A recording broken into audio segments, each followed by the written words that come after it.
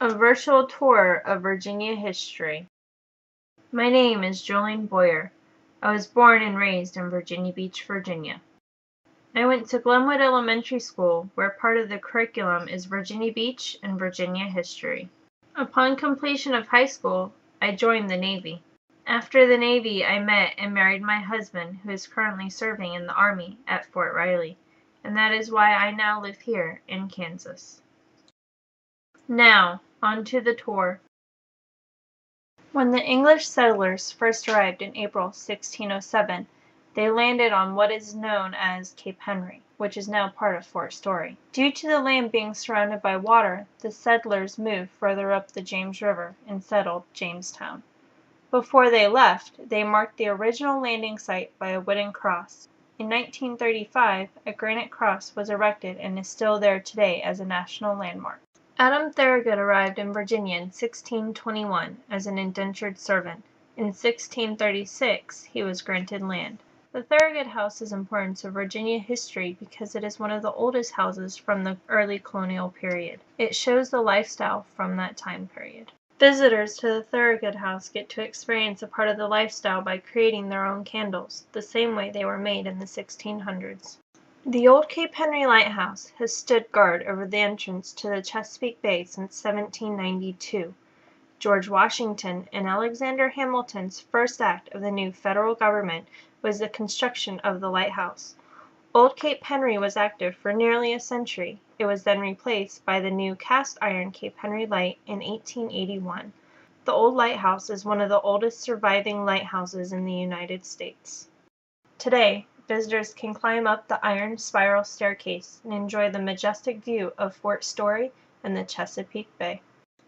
The old Coast Guard station preserves the history of Virginia's coastal communities and maritime heritage. The museum overlooks the Atlantic Ocean at the intersection of the Boardwalk and 24th Street. The life-saving station was one of the stations used in the rescue of the Norwegian ship Dictator. Inside the museum are many artifacts from the shipwrecks as well as several different rescue styles used in the attempt of rescuing the ship's crew. The Norwegian Lady can be found at 25th Street and the Boardwalk. There's a long story about her. On March 28, 1891, a Norwegian vessel, Dictator, was caught in a storm and ran aground off the coast of Virginia at present-day 37th Street. The 2 lifeboats on board were destroyed when the mast and rigging fell. Local residents, visitors from a hotel, and 2 United States life-saving stations tried to rescue the ship's crew, but only 8 of the 17 were rescued. When the female figurehead washed ashore, a hotel manager secured the figurehead as a testament of those who helped in the rescue. Over the years, the figurehead became known as the Norwegian Lady. In 1953, a hurricane damaged her beyond repair. Norway found out and raised money for 2 statues. One was given to Virginia Beach as a gift, while the other stands in Moss, Norway, forever linking the 2 countries. The 2 sisters were positioned to face each other. The Virginia Beach sister has the inscription, "I am the Norwegian Lady. I stand here as my sister before me, to wish all men of the sea safe return home." Most people believe that the Pilgrims were the first to settle in America. However, in 1607, John Smith and Governor Ratcliffe with the Virginia Company of London landed first at Cape Henry, but moved inland to Jamestown. Today you can visit Jamestown and hear the story of John Smith and Pocahontas, as well as how John Smith saved the colony by the laws he put into place, such as, "If one does not work, they do not eat."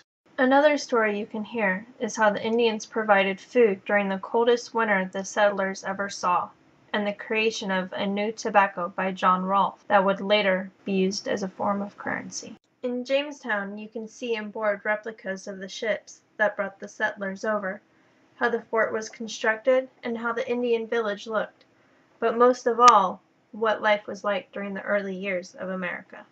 There is so much to tell about Williamsburg. It has been a significant part of Virginia in U.S. history. Williamsburg was founded in 1632, and in 1676 became the temporary capital of the Virginia colony, after Jamestown State House was burned during the events of Bacon's Rebellion. The House of Burgesses thought this was a safe location, but moved back to Jamestown. The College of William and Mary, the second oldest standing college in America, was founded in Williamsburg in 1693. In 1698, Jamestown State House was burned down again, this time accidentally, and the legislature moved temporarily back to Williamsburg. The college students made a presentation to the House of Burgesses, and it was agreed in 1699 that the colonial capital should be permanently moved to Williamsburg. In colonial Williamsburg, you can see the College of William and Mary, walk the streets, the House of Burgesses, the jailhouse, and much more. I believe that wintertime is the best time to visit colonial Williamsburg because of the beauty of the snow-covered grounds and lights. If you ever get a chance to visit, winter would be the best visually, but spring and summer are good times as well because of amusement parks. There are many other things to see in Virginia, like the Revolutionary War and Civil War battlefields, Thomas Jefferson's home, the Virginia Aquarium, the Air and Space Museum of Hampton, and the Virginia Beach Oceanfront. Oceanfront is a wonderful place all year round. During the summer you can go swimming, or during Christmas they have the lights on at the boardwalk. Not to mention, Virginia Beach is only about a 3-hour drive from Washington, D.C., so it makes a very nice day trip. You think you'll find some mountains in western Colorado.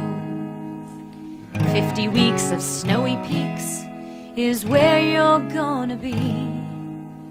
But babe, the Rocky Mountains are gradually eroding. The hills, of course, are nothing more than Blue Ridge wannabes. When you're talking on You mean the Old Dominion, talking just southeast of heaven to the surf and the hills. She is the best of 13 sisters and 37 more. Sweet, sweet Virginia always keeps an open door. A turkey on its belly, a chicken on its back. Any way you look at it, you'll find her on the map. She revels in the seasons, shakes hands with the north, hugs the land of Dixie while dancing on the porch. You think that autumn's in New England are the greatest of all, but give me sweet Virginia for the fireworks of fall. The prettiest October in all the 50 states. Just drive up to the skyline, park the car and wait. So roll up Colorado, excuse me Tennessee, if you don't mind North Carolina, here's where I wanna be.